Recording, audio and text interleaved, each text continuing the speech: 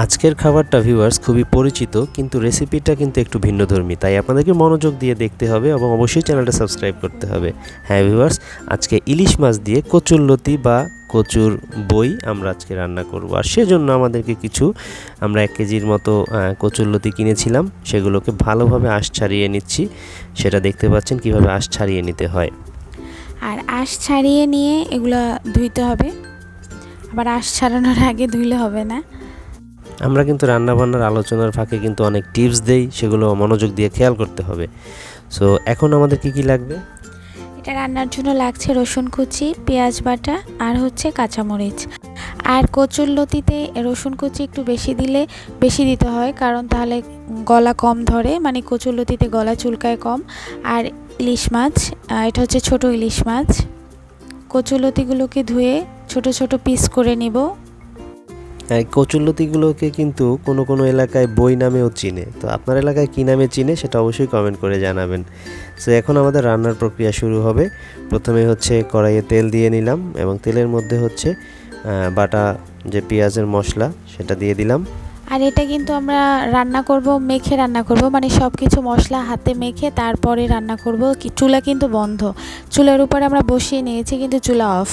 আর এটা হচ্ছে রসুন কুচি, তারপরে দিয়ে দিচ্ছি মরিচ, লবণ, তারপর হচ্ছে হলুদ আর একটু সামান্য পরিমাণে মরিচ। এবার দিয়ে দিব মাছ, অর্থাৎ সবগুলো একসাথে মাখিয়ে নিব আর কি, মাখিয়ে বসিয়ে দেব।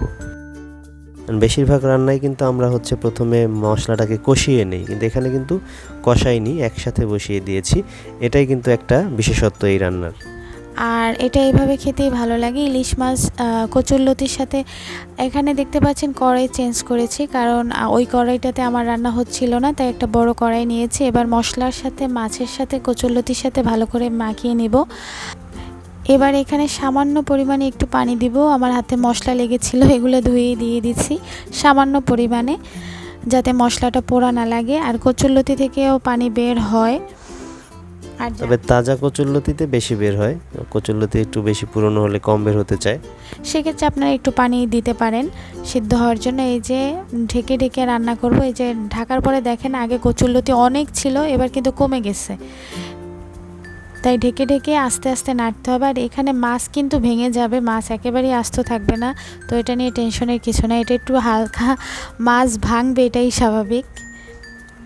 অবশ্যই। তো আপনারা দেখতে পাচ্ছেন যে আস্তে আস্তে কিন্তু তেল জাগতেছে, তার মানে আমাদের ভাজা ভাজা রান্নাটা কিন্তু হয়ে আসতেছে। তার মানে এতক্ষণ আমরা কিন্তু ঢেকে ঢেকে প্রায় 5 মিনিট 10 মিনিট করে বেশ কিছুক্ষণ আমরা রান্না করেছি। অর্থাৎ চাপ দিয়ে দেখবেন সিদ্ধ হওয়ার আগ পর্যন্ত অবশ্যই সিদ্ধ করতে হবে, নইলে তো খেতে পারবেন না, এটা চালিয়ে যেতে হবে। আর এই রান্নায় কোনো ঝোল থাকবে না, একেবারেই ভাজা ভাজা হবে। এই যে দেখেন ভাজা ভাজা হওয়ার পরের এই অবস্থা, এটা কোনো ঝোল নেই, শুধু মাছ আর কচুরলতি।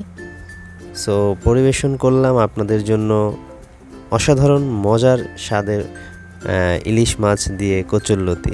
সো রান্নাটা কিন্তু একটু ভিন্নধর্মী ছিল এবং স্বাদটাও খুবই ভিন্নধর্মী। যারা রান্না করেছেন বা যারা খেয়েছেন তারা অবশ্যই জানেন, এবং আশা করি যারা খাননি তারা এখন আমাদের এটা দেখে খাবেন। সো যারা এখনও চ্যানেলটা সাবস্ক্রাইব করেননি অবশ্যই চ্যানেলটা সাবস্ক্রাইব করবেন। আমাদের চ্যানেলে অসংখ্য রিভিউ ভিডিও আছে, লিঙ্ক ডিসক্রিপশনে দেওয়া থাকবে।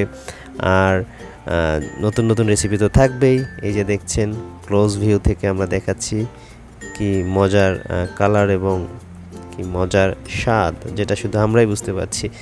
সো ধন্যবাদ সবাইকে এতক্ষণ সাথে থাকার জন্য। Bye bye.